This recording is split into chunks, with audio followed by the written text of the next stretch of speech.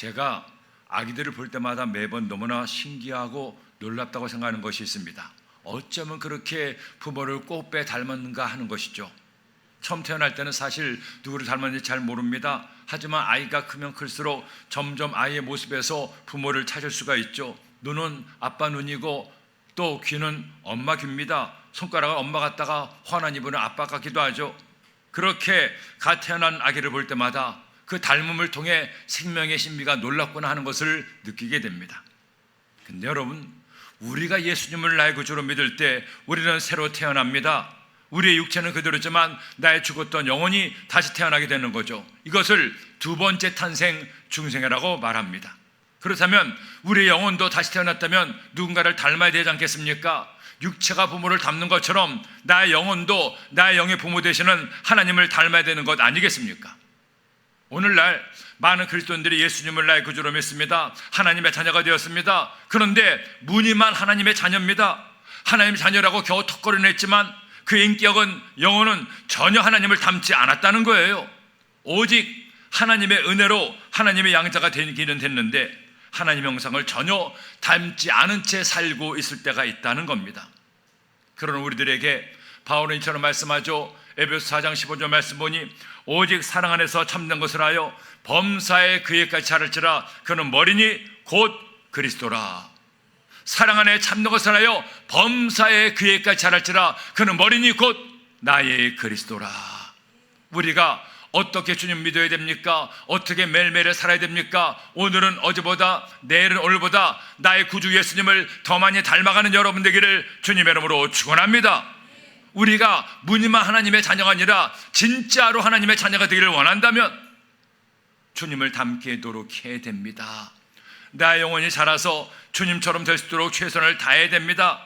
우리가 맺어야 될 많은 삶의 열매가 있지만 그 중에서도 이 열매를 제일 먼저 기억해야 됩니다. 주님을 닮아가는 아름다운 인격의 열매를 맺으세요. 영혼의 열매를 맺으세요.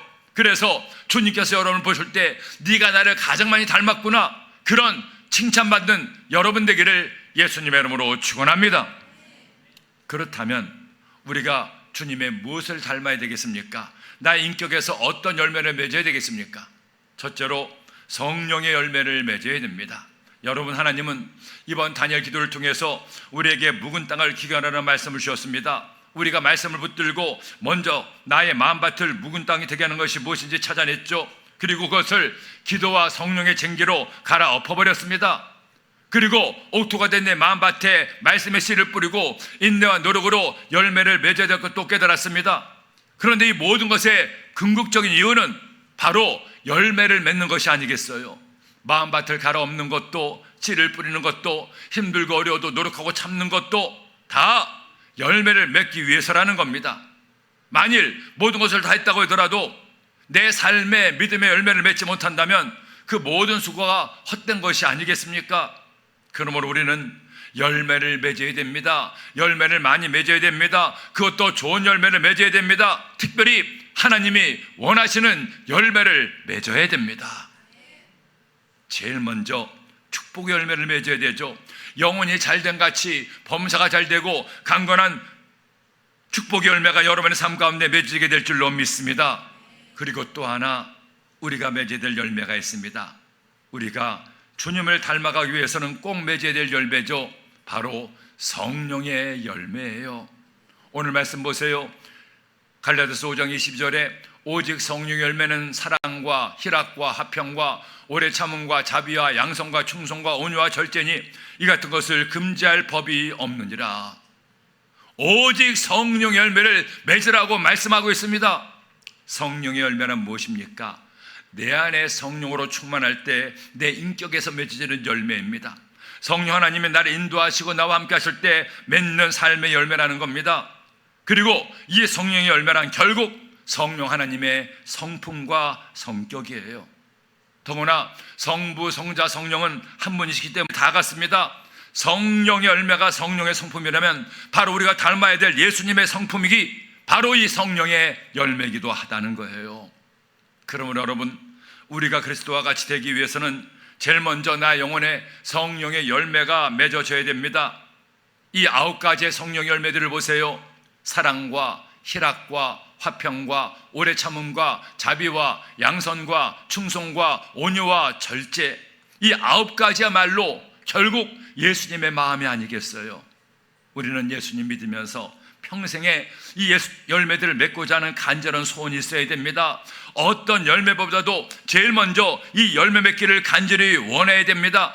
만일 여러분이 주님 믿으면서 이 열매들을 많이 맺을 수 있다면 여러분은 누구보다도 주님을 가장 많이 닮은 사람이 될 거예요. 왜 예수님 믿습니까? 내가 세상 떠난 다음에 천국 가려고 맞는 말씀이죠. 근데 또 왜 예수님을 믿습니까? 어떻게 예수님을 믿는 것이 잘 믿는 겁니까? 예수님 믿어서 돈 많이 벌어 재벌되면, 예수님 믿어서 대통령이 되면, 예수님 믿어서 넓고 화려한 집에서 살면 예수님을 잘 믿는 겁니까? 아니에요.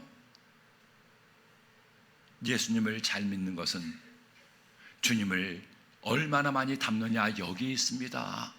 저는 여러분들이 주님 닮아가기를 소원합니다. 이것이 여러분의 오색 영롱한 꿈 되기를 예수님의 이름으로 축원합니다. 60이 넘은 성도님이 시어머니를 모시고 살고 있었습니다.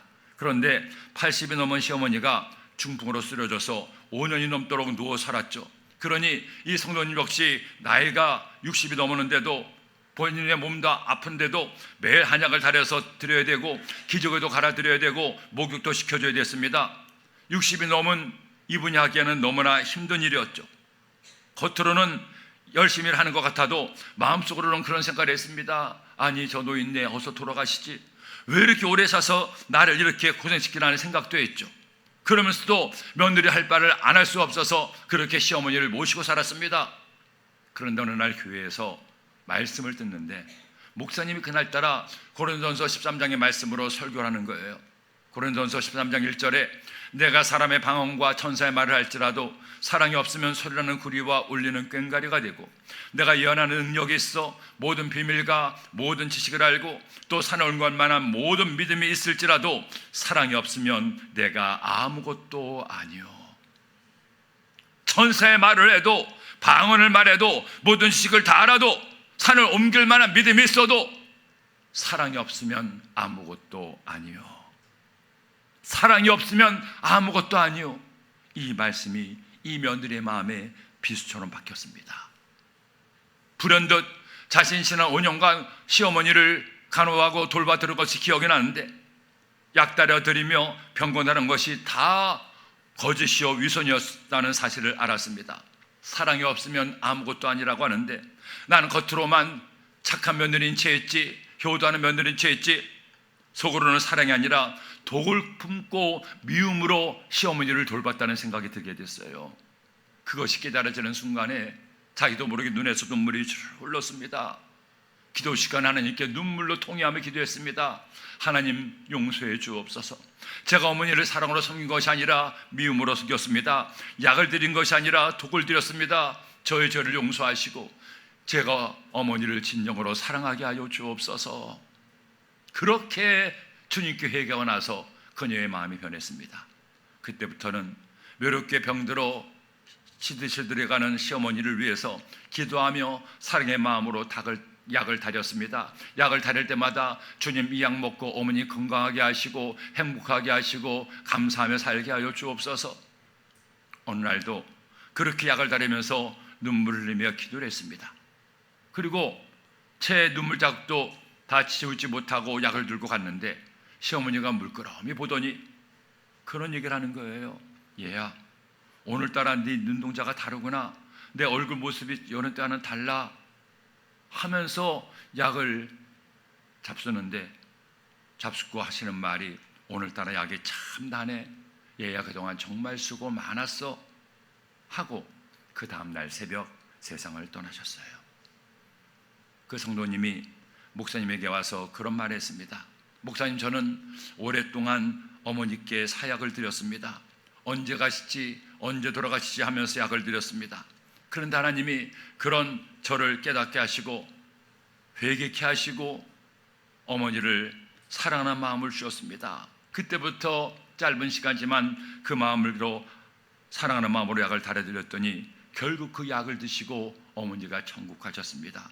그 마음이 없었더라면 제가 평생 후회했을 텐데 마지막으로 깨닫게 하신 하나님께 너무너무 감사합니다. 목사님, 저는 이제 남은 삶을 주님 말씀처럼 사랑만 하며 살겠습니다. 빌립보서 2장 5절을 말씀하죠. 너희 안에 이 마음을 품으라. 곧 그리스도 예수의 마음이니. 오늘날 사람들이 교회를 떠나고 있습니다. 믿지 않은 사람들이 교회를 가리켜 손가락질하고 있습니다. 예수님 우리에게 세상의 빛과 소금이 되라고 하셨죠. 어두운 세상을 밝히는 빛이 되고 죄로 인해 썩어가는 세상에 썩지 않게 하는 소금이 되라고 명령했습니다. 그런데 오히려 교회가 먼저 썩어갑니다. 어느 때는 교회가 세상보다 더 어두울 때가 있어요. 왜 그렇습니까? 왜 교회가 세상을 인도하는 것이 아니라 세상에 끌려갑니까? 세상 탓입니까? 믿지 않는 사람들 탓입니까? 아닙니다. 우리 탓입니다. 교회는 건물이 아닙니다. 교회는 예수 믿는 우리가 교회입니다. 예수 믿는 우리들의 모임이 교회입니다. 그런데 우리가 예수님을 믿는 우리가 바르게 살지 못하기 때문에, 성령의 열매를 제대로 맺지 못하기 때문에 손가락질 받고 오히려 주님을 부끄럽게 하는 거예요. 물론 그럼에도 불구하고 주님은 우리를 사랑하십니다. 우리가 주님 얼굴에 먹칠을 하고 주님 얼굴에 침을 뱉어도 다 용서하시고 회개하면 우리를 사랑의 팔로 안아주셔요. 하지만 얼마나 부끄러운 일입니까? 예수님은 우리를 위해서 당신의 생명까지 주었는데 우리는 아직도 주님을 자랑스럽게 해드리기는커녕 부끄럽게 하고 있지는 않습니까? 모든 그리스도인은 새롭게 변화해야 됩니다.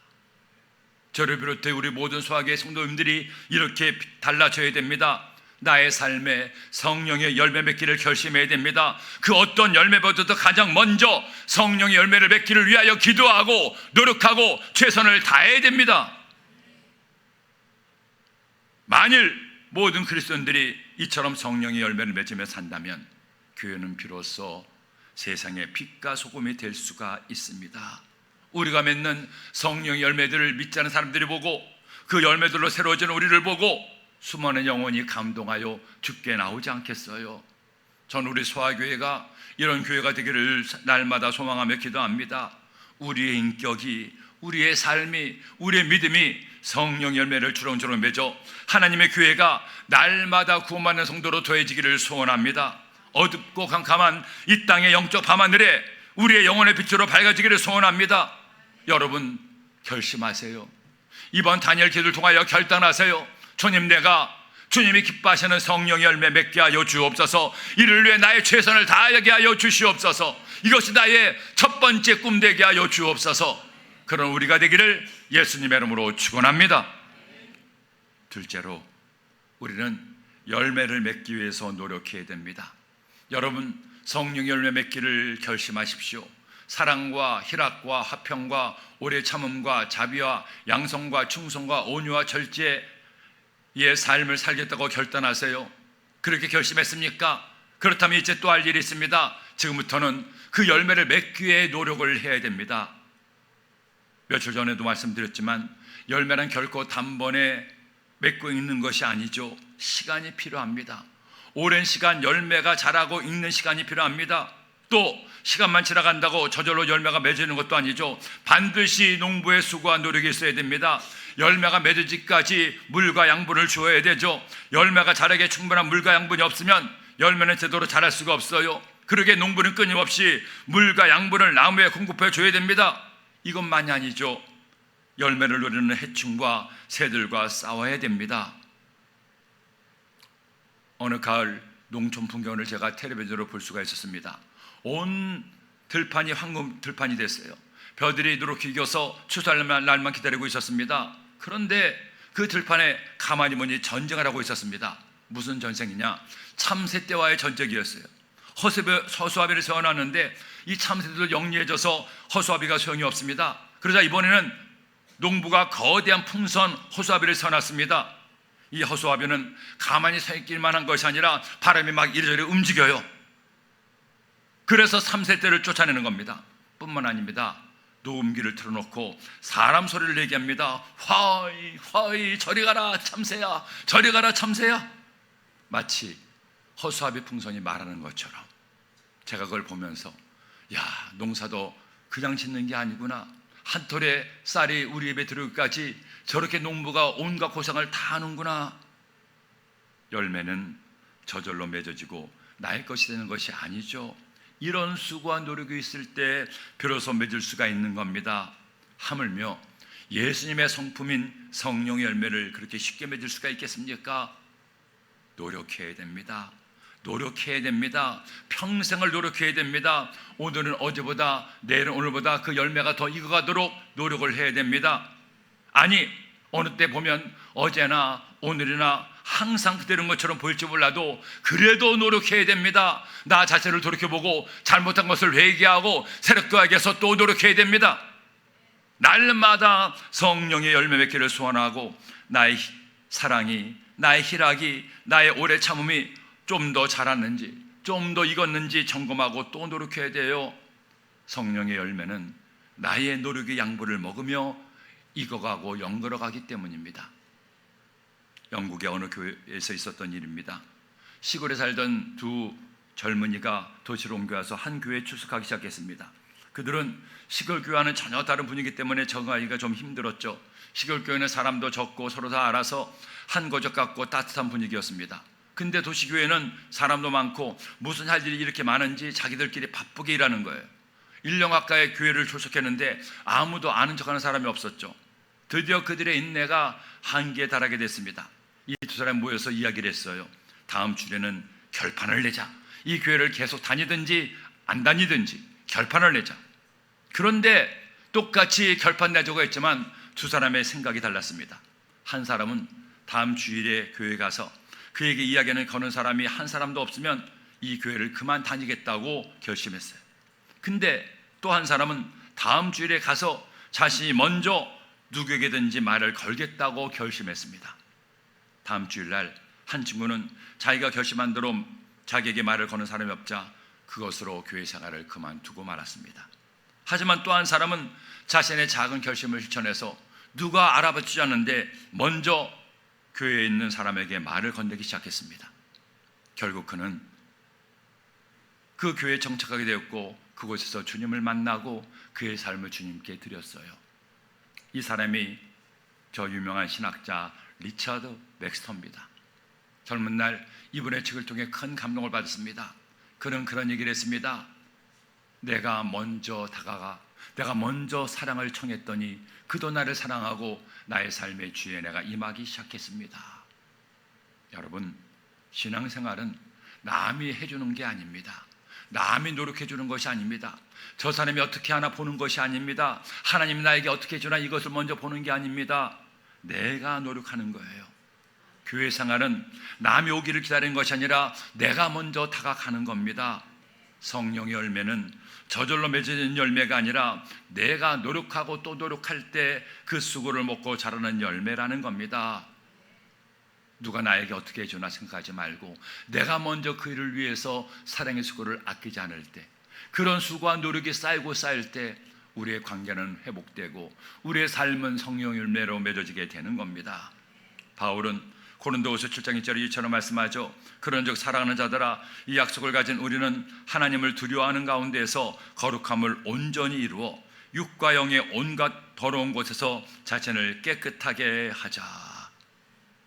거룩함을 이루어 자신을 깨끗하게 하기 위해 노력하는 삶, 그런 삶이, 그런 믿음이 여러분들 되기를 예수님의 이름으로 축원합니다. 셋째로, 열매를 맺기 위해서 우리는 기도해야 됩니다. 여러분 뭐니 해도 성령의 열매를 맺기 위해서 마지막으로 할 일이 있습니다. 기도해야 됩니다.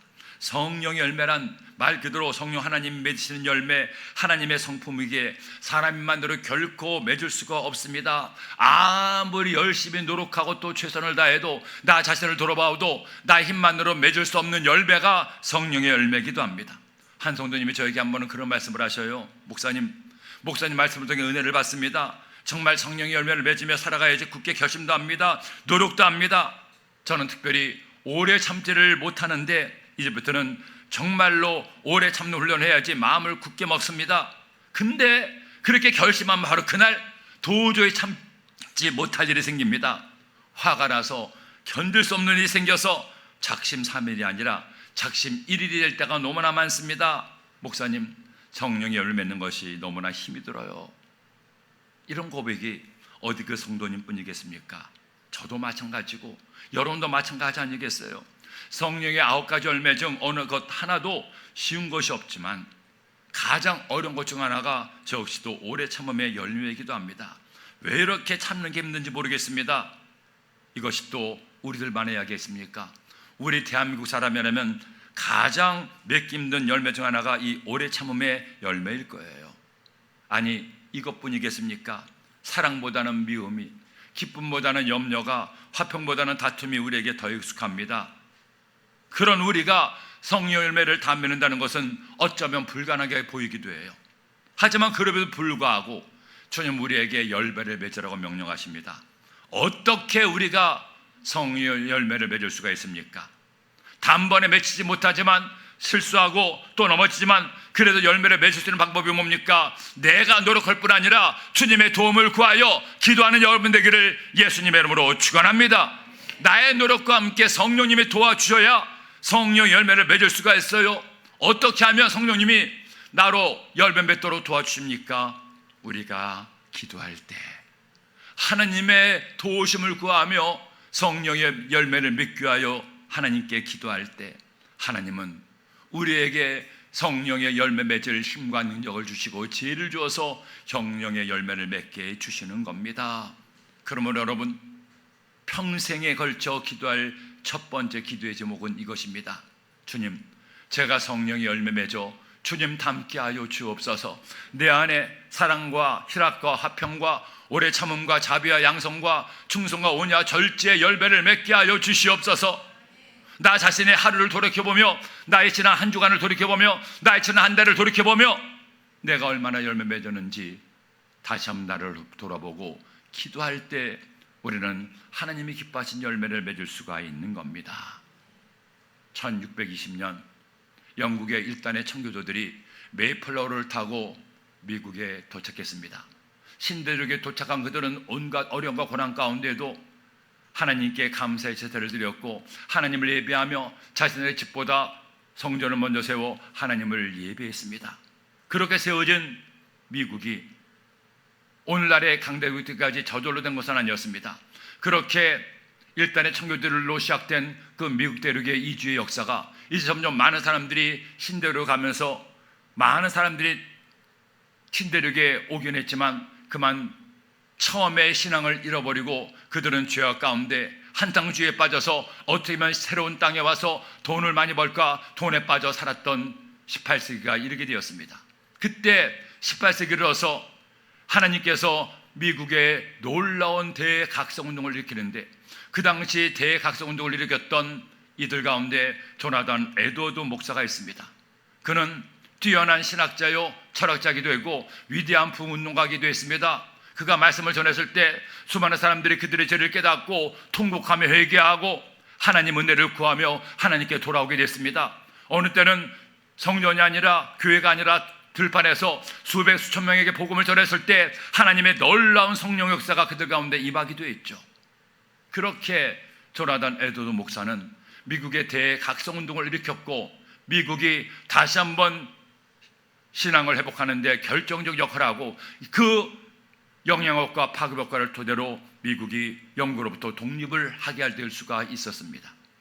그런데 이 조나단 에드워드 목사님은 이와 같은 대각성운동을 일으킨 것으로 유명할 뿐 아니라 또 하나 그의 삶에 중요한 일화가 있습니다.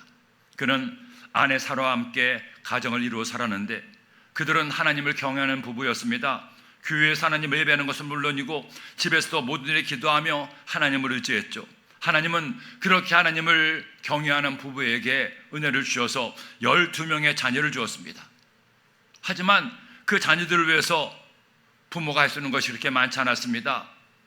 아버지는 목사요 사모했던 어머니 사라는 항상 그들의 삶으로 본을 보일 수밖에 없었죠. 어머니 사라가 아이들에게 항상 했던 말이 있다고 합니다. 얘들아, 사람은 우리 힘만으로 살 수 없단다. 하나님이 도와주셔야 살 수 있어.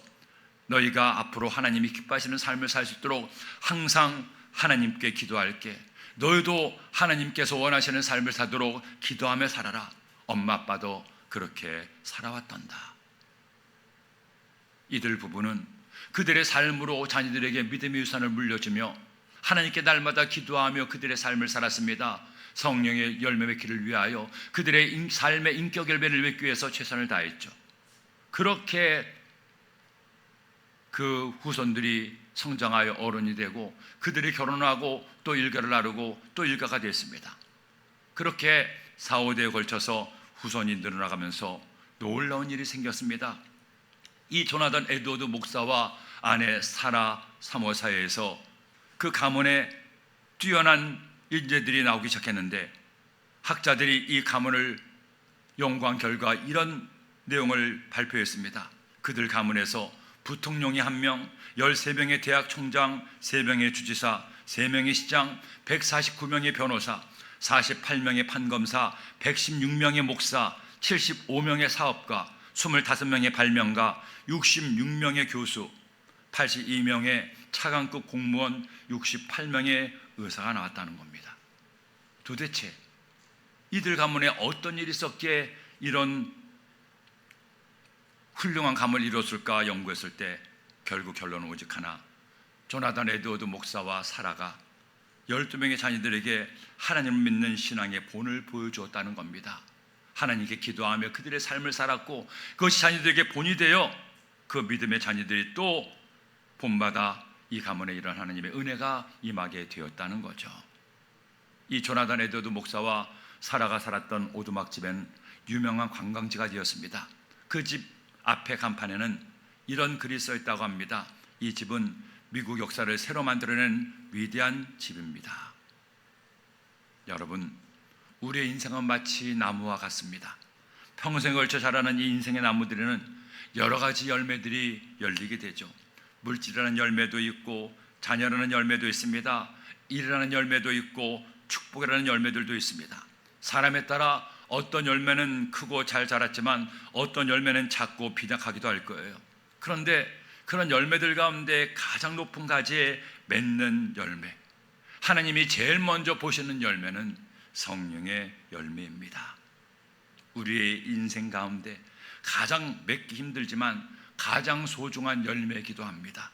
다른 열매들은 결국 이 세상을 떠나면 하나도 가져가지 못하지만 이 성령의 열매만큼은 영원토록 우리의 것이 되기 때문입니다. 그러므로 여러분, 여러분의 영혼을 위해서 이 열매를 맺으세요.